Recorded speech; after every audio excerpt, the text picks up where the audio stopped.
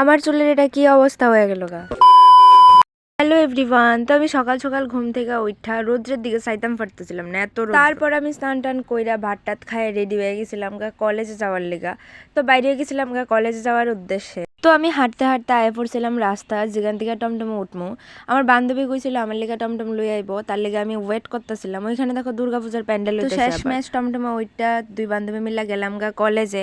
Guys, ঠেকনাইতে ভিতরের kidney liver যা আছে সব উল্টায় পাল্টায় লাইছে। তারপরে এই ঠেকনা খাইতে খাইতে খাইতে খাইতে গেছিলাম গা কলেজে। কলেজ থেকে বাড়িতে এবার সময় ওয়েদারটা দেখি খুবই সুন্দর, তো তোমরা সঙ্গে আমি শেয়ার না করে পারলাম না।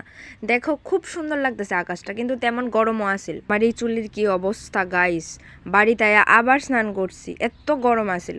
তো স্নান করে দেখি আমার চুল এইসব কি অবস্থা, কিন্তু না ঠিক হয়ে গেছে গা, কোনো অসুবিধা। তারপরে ভাত খাইছি, কারণ পেটের মধ্যে খুব খিদা লাগছিল। ভাত খাই তারপর টুটু কোম্পানি করতাম, বাইরে গেছি গা।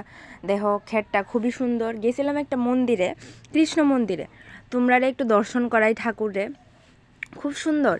তো সঙ্গে আছিল তমাল গাছ, তমাল গাছটাকেও সবাই পূজা দেয়। পুরাটা মন্দির খুবই সুন্দর।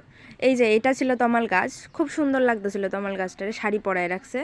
মন্দিরটাও খুব সুন্দর আছে। দেখা হবে অন্য কোনো একটা সুন্দর ভিডিওতে, ততক্ষণের জন্য টাটা।